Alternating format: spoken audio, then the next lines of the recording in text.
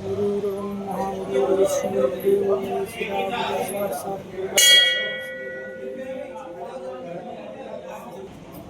या देवी सर्वभूतेषु शक्तिरूपेण संस्था नमस्तस्यै नमस्तस्यै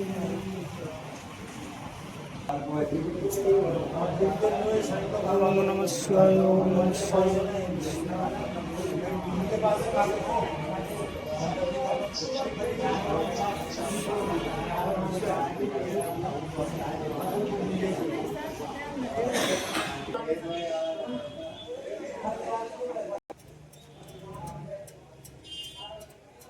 करंट के बालाजी विद्युत विभाग छबड़ा।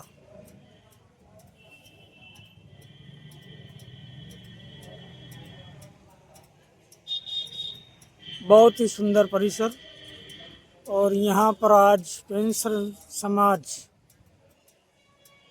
का एकत्रीकरण हो रहा है।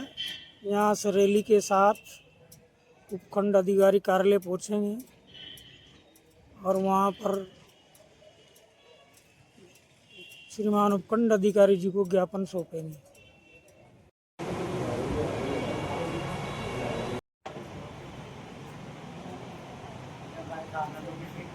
तो ज्ञापन काम अरे जैसा बोल दो जैसा काम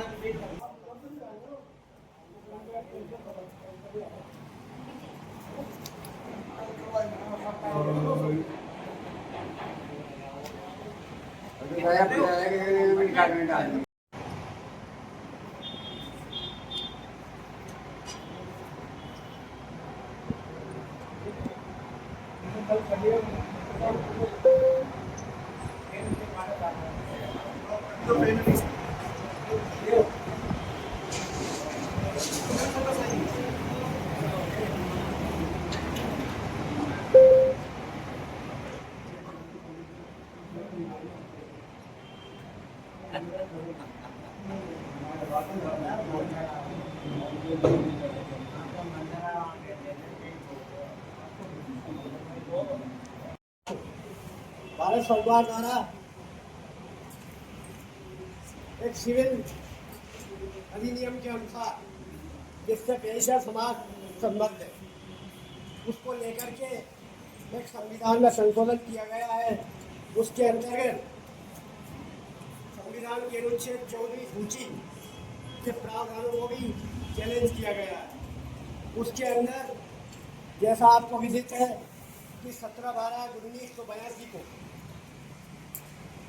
उस समय की तत्कालीन सरकार द्वारा इस तरह के ऑर्डिनेंस लाया गया कि पेंशन को जो पेंशन दी जाती है वो एक तरह की उदारीकरण की भाषा में उन्होंने उदारीकरण की संज्ञा की है।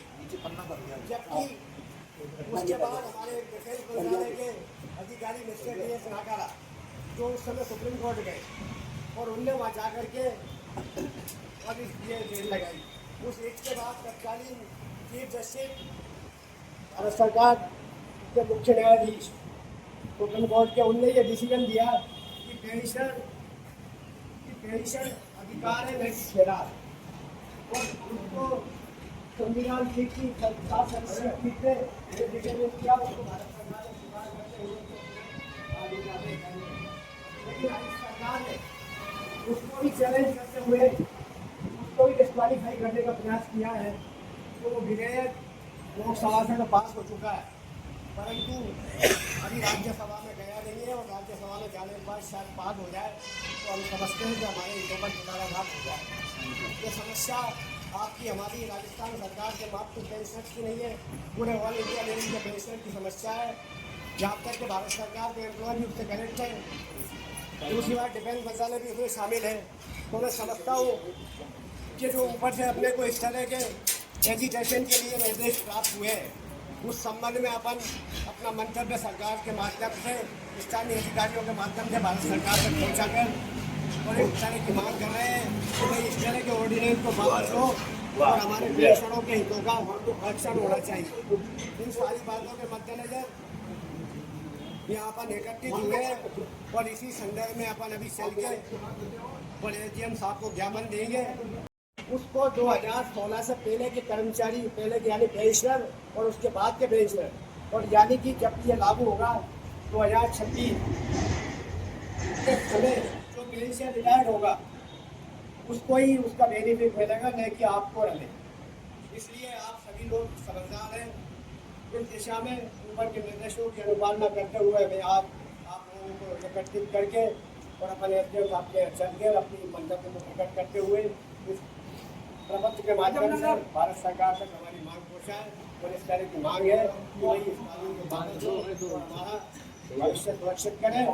अन्यथा हमें इसको आंदोलन को आगे बढ़ाने के लिए और भी जो भी तरह के प्रावधान हमें निर्देश मिलेंगे उसकी अनुपालना में उनका मुकाबला करने में तत्पर रहेंगे। बहुत बहुत धन्यवाद।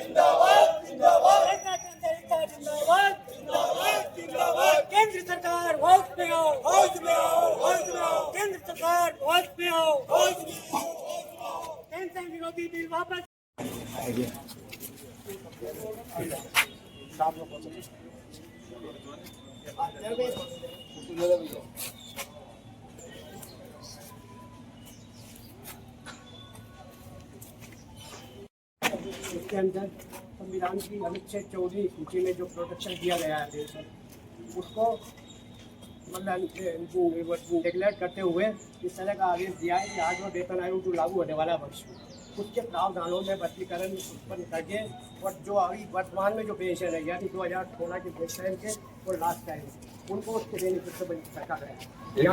मैं आपको एक जानकारी दूँ, 17/12/2019 को एक ऑर्डिनेशन आया था जिसको भारत सरकार के उस समय के तत्कालीन चीफ जस्टिस आपसे उन्होंने इस तरह का फैसला दिया था कि पेंशन का एक अधिकार है नैतिक अधिकार, जबकि सरकार उसको एक पद लेना जो मान ली थी उनकी कंपनी का उसको डिस्क्वालीफाई कर, तो इन लोगों ने जो प्रावधान लाए उसके अंदर उसको भी डिस्क्वालीफाई कर और इस तरह की स्थिति है जिसके संबंध में